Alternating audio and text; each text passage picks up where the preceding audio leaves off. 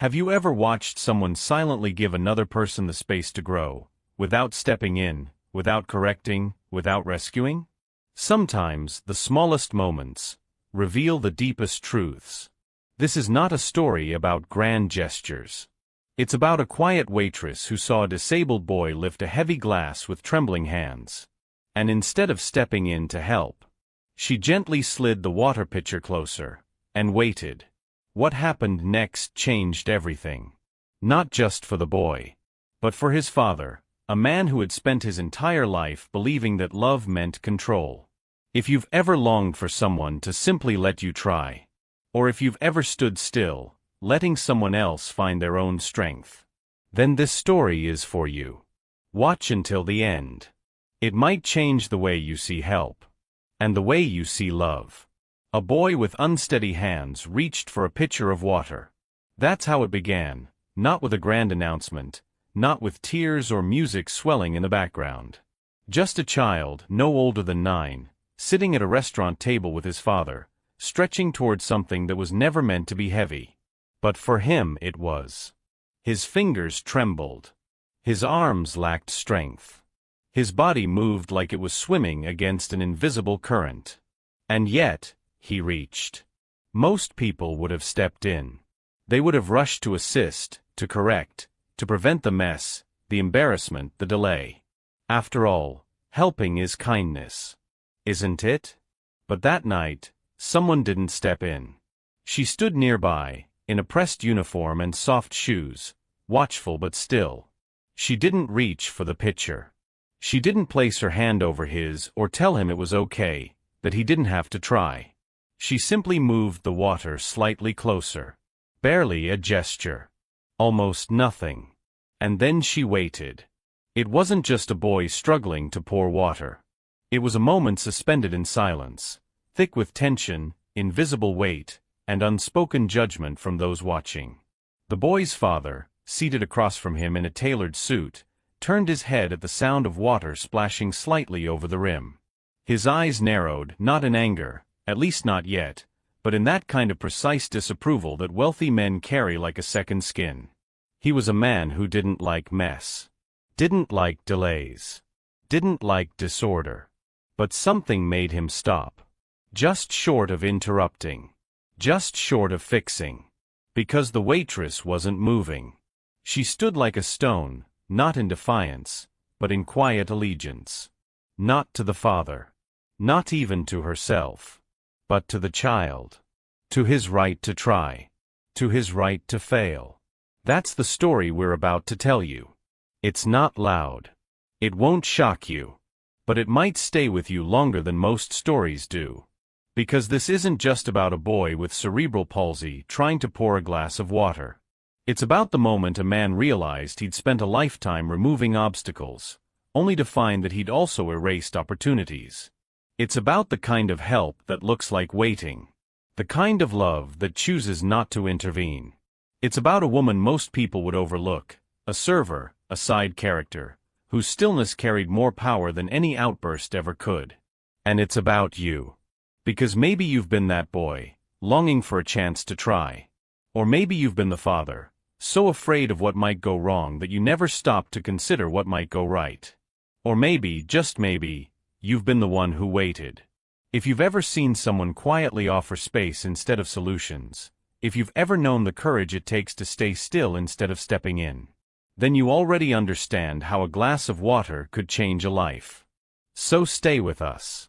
Let this story unfold slowly. It deserves that. And maybe, just maybe, it will remind you that the smallest gestures, the most ordinary moments, the softest silences, can be the ones that echo the loudest. His name was Eli. He was 9 years old, thin as a reed, with light brown hair that curled slightly above his ears and eyes that always seemed to be searching, though no one could quite tell for what. Born with cerebral palsy, Eli didn't speak. His limbs didn't move the way most children's did.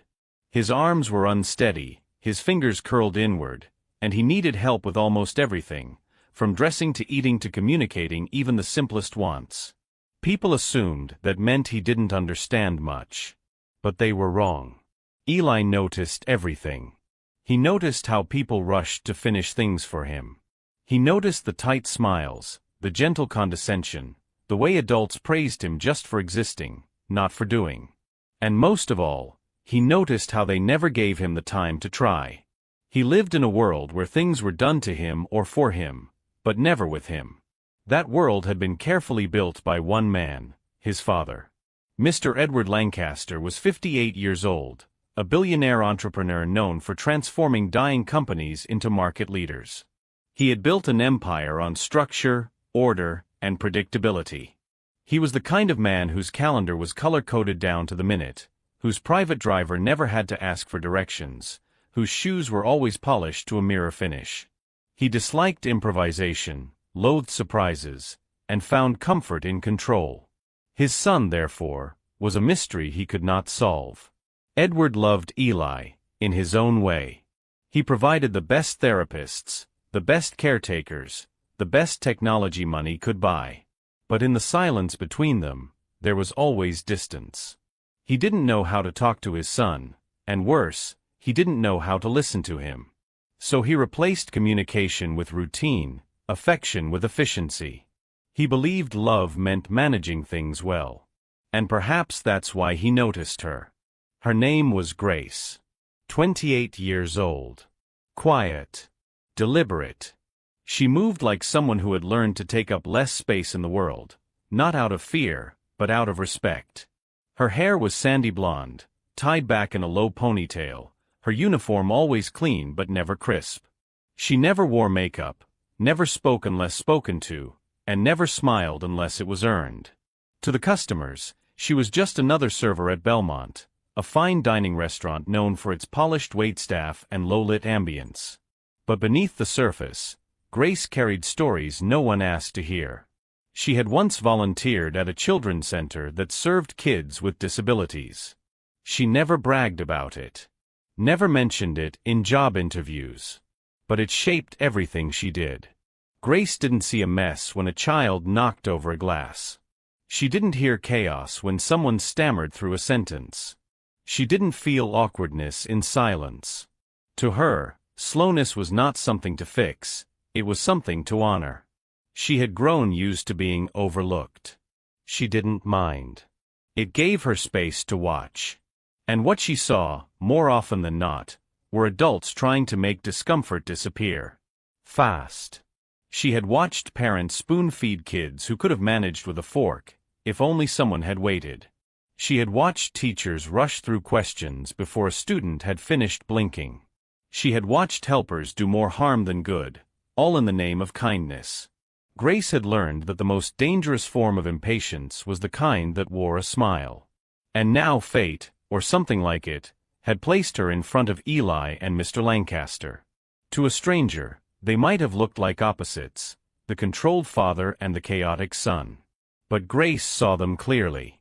She saw a boy who wanted to try, even if he failed. And she saw a man who didn't know how to let him.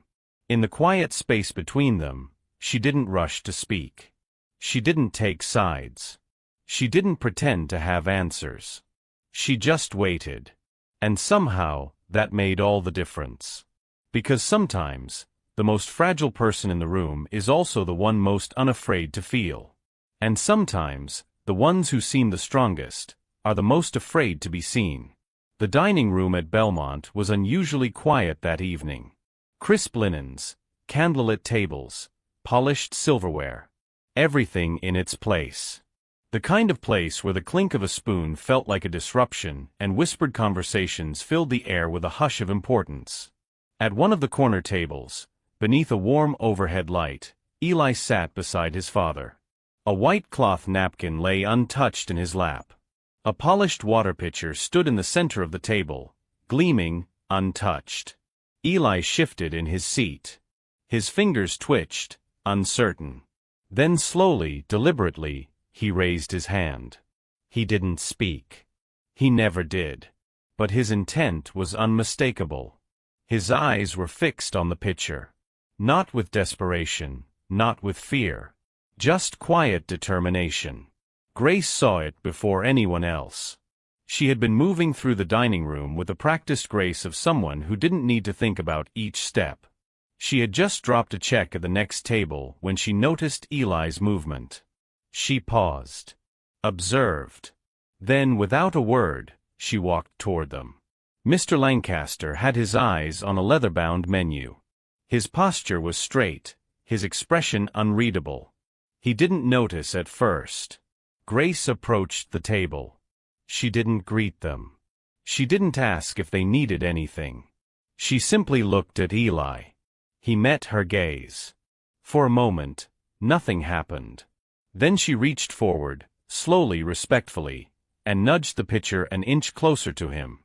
That was all. She stepped back. No words. No instruction.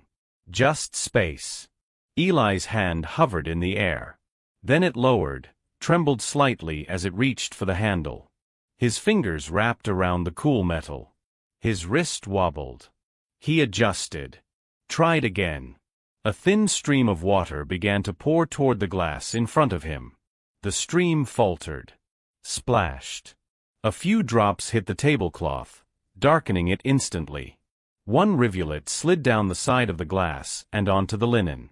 Still, Grace didn't flinch. She didn't reach out to steady his hand. She didn't gasp. She didn't rush to clean the spill. She just stood. Present. Steady. Still. Eli focused. The rest of the pour went smoother. The glass wasn't full, but it didn't need to be. He set the pitcher down with both hands, chest rising as if he'd just run a great distance. Across the room, someone whispered. A couple glanced over. At the next table, a man looked up from his wine glass, brow furrowed. Even the pianist faltered for half a beat. And that's when Mr. Lancaster finally looked up. He had heard the splash, however faint, and turned with the reflex of someone used to control. His eyes took in the drops on the table, the boy's awkward grip, the slight wetness on the linen. Then he saw Grace. She didn't look away. Neither did Eli. For the first time that night, the table felt alive. Something had happened. Something small. Yet somehow, everything was different. Grace offered no praise. No good job or exaggerated smile. She just gave Eli a small nod. As if to say, I saw that. I saw you. Mr. Lancaster didn't speak. His lips parted, then pressed shut again. Around them, the restaurant slowly returned to its usual rhythm, but for the three at that table, time had bent. Slowed. It wasn't about water anymore. It never really had been. It was about permission. About letting someone try, even if it meant a little mess, a little silence, a little discomfort. And Grace had given that gift the only way it could truly matter, by not interfering. The sound wasn't loud, but it was enough. A soft splash. The faint clink of glass. The kind of noise that didn't belong in a place like Belmont, where everything was curated, controlled, measured. Mr. Lancaster turned his head. He had been halfway through reading an email on his phone, scanning a quarterly report with all the detachment of a man used to numbers over people. But that subtle sound, so small, so out of place, had pulled his attention like a thread being tugged. His eyes moved to the table. He saw the water. A few droplets on the cloth. A faint trail running down the side of the glass. Eli's small hand still resting on the handle of the pitcher. Grace standing nearby, hands clasped gently in front of her apron, unmoving. For a second, everything inside Edward Lancaster tightened. His chest. His jaw. His instincts. Years of fatherhood had trained him to act. To correct. To prevent. That moment, a boy struggling, spilling, faltering, was precisely the kind of moment he had learned to intercept. Order was what he knew. Clean, sharp lines. Predictable outcomes. But something made him hesitate. It wasn't the water. It wasn't even the mess. It was the woman. Grace. She wasn't reacting. Not with alarm. Not with embarrassment. Not with pity. She stood as still as a statue, but not cold, not distant. Her stillness felt like presence. Like she was holding space rather than filling it. Edward took a step forward. Then paused. She wasn't intervening. She wasn't rushing to wipe the table. She wasn't moving the pitcher back. She wasn't shielding the boy from discomfort or consequence. She was simply there. Watching. Waiting. Letting it happen. And somehow that quiet inaction, so subtle it might have gone unnoticed, held more weight than any grand gesture.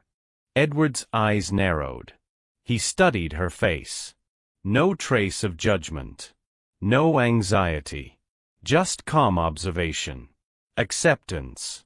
As if she believed, in that moment, that the boy was exactly where he needed to be. And then he looked at Eli. The boy wasn't looking around for approval. He wasn't panicked about the drops on the table. His focus was pure. Intact. A small crease of concentration on his brow. He had finished the task. Maybe not perfectly, but by his own hand. And for the first time in a very long time, Edward didn't know what to do. His mind offered up the usual scripts. Clean it. Correct it. Step in. Take charge. But something quieter, less familiar, rose to meet them. Wait. He didn't know where the thought came from. Maybe it was buried under years of control. Years of managing everything from corporate deals to caregivers, therapists, and schedules. Years of telling himself that every problem had a solution, and every challenge required leadership. But what if leadership, just this once, meant doing nothing? So he didn't move. He remained standing at a short distance, just watching. Watching the woman who didn't step in. Watching the boy who didn't look away. Watching a moment unfold that he hadn't orchestrated, and yet somehow, it was more real than anything he'd planned. Around him, the restaurant blurred into background noise. The ambient music. The soft clinking of dishes. None of it registered. Only this did. A boy. A pitcher. A waitress. And a silence that said more than any words could. He felt something stir in his chest. Not emotion, at least not in the dramatic movie scene sense. More like the loosening of a knot he hadn't known was there. A slow undoing. A small breath after years of holding it in. His arms dropped to his sides. His fingers uncurled. He kept his eyes on Eli. And for once, he let the moment belong to someone else. At first, there was irritation. Edward Lancaster's face tightened the way it always did when things didn't go as expected, when the controlled, curated world he so carefully maintained showed the slightest crack. His brow furrowed, his jaw set. A child spilling water on a white linen tablecloth in a high-end restaurant. It was the kind of thing that made him instinctively search for someone to blame. Someone to fix it. Then something shifted. His eyes lingered on Grace. She wasn't apologizing. She wasn't scrambling for a towel or rushing to explain. She was simply there, watching Eli with a stillness that wasn't passive, but deeply present. Edward's irritation gave way to curiosity. A part of him he rarely consulted leaned forward, inward. Why hadn't she stepped in? He watched her posture, her gaze, the way she seemed to trust the boy with the moment.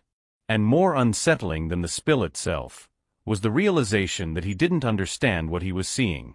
He looked back at Eli. The boy's small fingers were still resting on the pitcher, as if anchoring himself to the world he had just acted upon. There was no panic in his face. No shame. Only focus, and something even more foreign to Edward's view of his son, pride. Not performative pride. Not the kind parents hope to see after accomplishment. This was quieter. Rooted. A single drop of water ran slowly down the side of the glass. Edward blinked. The scene slowed, as if someone had turned down the volume of the restaurant, dimmed the lights, and put the world on pause. And suddenly, unexpectedly, involuntarily, he remembered. Eli was 5. Sitting cross-legged on the hardwood floor of the library room in their old house. A bucket of Lego bricks beside him, colors spilling across the polished wood like confetti. The boy had been trying to build something, a tower, maybe, or a house. The pieces didn't snap together the way he wanted. His hands weren't strong enough. The bricks slipped, fell, broke apart. Again and again. Edward had been watching from the doorway, arms folded, frowning. Eventually he'd stepped in, not to help, but to instruct. His voice, low and sharp, cut through the quiet. If you can't do it right, don't do it at all. Eli had flinched.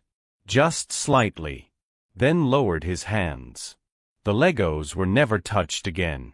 Now, years later, in the dim glow of Belmont's dining room, Edward felt something tighten in his chest, not the usual knot of frustration, but something looser.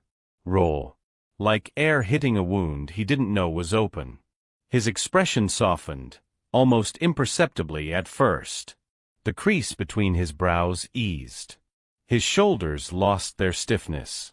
His lips, always pressed in a firm, unreadable line, parted slightly, just enough to draw in a breath he hadn't realized he'd been holding. He looked at Eli again. How many moments had he missed like this? How many tiny, invisible triumphs had he erased in the name of protection, perfection, efficiency? The boy hadn't needed him to fix anything. He had needed space. Time. Trust. Not help. Just not interference. Edward swallowed hard.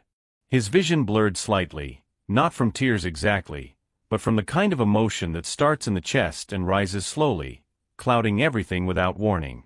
His eyes, sharp and calculating by nature, softened at the edges. And though no one else would have noticed, though the maitre d' and the guests and even Grace remained unaware, a single truth began to press through the rigid walls of his composure. Maybe I've been doing it wrong. Maybe, just maybe, power wasn't in correcting or managing or perfecting, but in stepping back. In allowing. In witnessing. His eyes stayed on Eli. Not to judge. Not to evaluate. Just to see. And in that silence, for the first time in a long time, Edward Lancaster didn't feel like a CEO, or a strategist, or a problem solver. He felt like a father. The moment passed quietly. Eli had finished pouring. The glass wasn't full, and there were still a few beads of water on the table, but the task was done. He looked at it for a second as if double-checking his own success, then slowly lifted his gaze. There was a flicker in his expression, small, almost imperceptible, but unmistakably real. A smile. Not a broad grin, not the kind of expression that demanded attention or praise. Just a small private curve at the corner of his mouth, like a secret between himself and the glass. Grace saw it. She didn't applaud. She didn't rush in with exaggerated congratulations. She simply nodded, slow and gentle. The kind of nod that says, "I see you." That was enough. And then she stepped back. She gave him the space to own that moment, fully, quietly, completely. Edward watched it all unfold from a few steps away. He had been standing still for longer than he could remember, hands loose at his sides, his usual instincts silenced. His world, normally full of precise moves and quick responses, felt hushed, suspended. He looked at Grace. Then at Eli. Then something inside him broke open, not with noise, not with spectacle, but with surrender. He took a step forward. Then another. When he reached the table, Eli looked up at him, his head tilted slightly, uncertain. Edward opened his mouth to speak, but the words didn't come. What was there to say? Good job. Too small. I'm proud of you. Too performative. I'm sorry. Too late. So instead, he said nothing. He just reached for the back of the chair beside his son and pulled it out. Slowly. Gently. Then he sat. No instructions. No commands. No adjustments to Eli's posture or shirt collar or hand placement. He didn't straighten the napkin on his son's lap. He didn't reposition the glass to a more proper location. He didn't smooth the tablecloth or fix the water spots. He just sat there. Beside him. The space between them, so often filled with corrections and silence, now held something softer. Something unspoken but alive. Grace moved away, giving them room without fanfare. The other diners had returned to their meals, the whispers fading. The candle flickered between father and son, casting their shadows against the tablecloth. Edward glanced sideways at Eli. The boy was still, calm, aware. For years, Edward had mistaken stillness for absence, quietness for lack of awareness. But now he understood, Eli wasn't missing anything. He had been waiting. Waiting for a space he could inhabit without being managed. A moment he could claim without having to prove his worth. Edward didn't touch him. He didn't need to. For the first time, just being there was enough. The collapse didn't come as a breakdown, a flood of emotion, or a grand confession. It came in the form of stillness. A man who had spent his life moving fast, speaking sharp, and controlling every outcome, finally learning to stay, to sit, to allow, to be present. His hands rested on the table, open, relaxed. His breathing slowed. And his eyes, so often scanning, strategizing, commanding, simply landed on the boy beside him. Not with expectation. Not with fear. Not with guilt. But with something closer to peace. It wasn't perfect. But it was real. And sometimes, that's more than enough. 2 days passed before Grace received the call. It came during her afternoon break, as she stood behind the restaurant's side entrance, sipping lukewarm coffee and watching traffic roll past the edge of the parking lot. Her phone buzzed quietly. Unknown number. She answered out of habit. "Miss Grace? This is Alan. I'm the general manager here. Just passing along a message. Mr. Edward Lancaster requested to speak with you. He's asked if you'd consider a part-time position, as a private companion or tutor, for his son Eli." There was a pause. "He said, you made an impression," the manager added, as if unsure what that meant himself. Grace didn't speak for several seconds. The line stayed open, silent except for the distant hum of cars. Then softly she replied, "Please tell him I'm not available." "You're sure?" "I'm sure." She hung up. She finished her coffee, threw the cup away, and returned to her shift. That night, she found herself thinking about Eli. Not Mr. Lancaster, not the money, not the job offer, but the boy. The way he'd held the pitcher, the way he had smiled at the glass. She remembered the way he looked at her, not as a stranger, not as a helper, but as someone who had seen him. And she remembered her own decision, to stay out of the way. To allow, not control. That had been a choice she made with purpose. And no amount of money would make her sell that moment. She wasn't going to turn it into a transaction. So when Lancaster showed up the next morning, unannounced without a driver, standing outside the side door of Belmont in a pressed gray coat, Grace was more surprised than anyone. He didn't demand to see her. He didn't even walk inside. He waited. She stepped out cautiously, unsure what this would be. "I got your answer," he said. His voice was softer than she remembered. "But I came anyway." Grace said nothing. She didn't offer a smile. He didn't expect one. "I've spent my whole life," he began, "solving things by writing checks. Problems. People. Time. I thought if I paid enough, things would move the way I needed them to." He looked at her, and for once, his eyes weren't guarded. "But that night," he paused, clearing his throat, "I saw something I couldn't buy." Grace met his gaze, steady. Waiting. "I saw someone give my son what I never have," he continued. "Not help. Not therapy. Just space. You didn't do anything, and yet, it meant everything. And I realized I've spent years trying to buy solutions instead of learning how to listen." His voice cracked slightly on that last word, listen, as if it were the first time he'd ever said it with intention. Grace folded her arms. "I'm not a therapist," she said quietly. "I know. I'm not interested in being someone's emotional stand-in. Or hired warmth. I know that too. Then why ask? He hesitated. Because I don't want to pay you to care, he said. I want to ask you to keep showing up, not for me. For him. As you did that night. Not to fix anything. Just to be. Grace took a breath. There was no pitch. No contract in hand. No performance. Just a man stripped of his armor, asking, maybe for the first time in his life, without expecting control in return. And that's what moved her. Not the words. The humility. The undoing. Grace didn't say yes right away. It took a few days, and a few quiet conversations.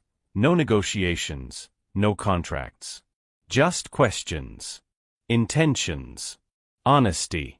She made it clear from the start, she wasn't accepting a job. She would not clock in, clock out, or report to anyone. She would not wear a badge or accept a title. What she offered wasn't service, it was presence. And if Mr. Lancaster wanted that, he had to accept her not as an employee, but as an equal.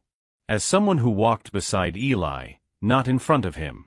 Surprisingly, Edward agreed. Not out of defeat, but out of understanding. So Grace began to visit the house. Not every day. Not with any formal plan. She came when it made sense, sometimes in the afternoons, sometimes on weekends. And every time, she brought nothing with her but time. And something remarkable began to happen. Eli started to try more things. Small things. But meaningful. He began pouring water again, not just at the dinner table, but in the kitchen, at the sink, even into a bowl for the family's aging golden retriever. He spilled often, but he didn't flinch anymore when he did. He picked up crayons on his own, sat cross-legged on the floor, and started to draw without being asked. He began brushing crumbs off the table after eating, slowly, unevenly, but without prompting. No one told him to do these things. He simply began doing them. Because the space was there. The silence was safe. And the people around him were finally willing to wait. Grace never praised him with big words. She never clapped or exaggerated her reactions. She nodded, smiled sometimes, and offered presents. That was enough. Edward watched the transformation with a kind of reverent awe. It wasn't flashy. It wasn't dramatic. It was gentle, steady, quiet. But it was real. And then one afternoon, standing in the hallway as Eli slowly wiped watercolor paint from his fingers, Edward asked Grace a question that would change everything. What would it take for more kids to have this? She turned to look at him. This. He gestured toward the room. Time. Space. Patience. You. She hesitated. It's not about me. Exactly, he said. From that conversation, a new idea was born. It wasn't a foundation or a formal nonprofit, not at first.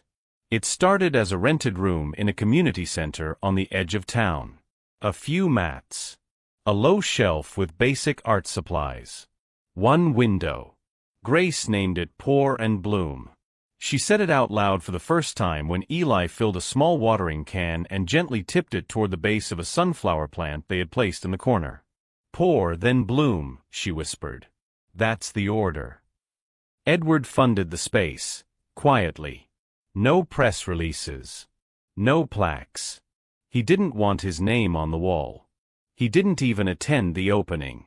He let Grace lead. And the space grew.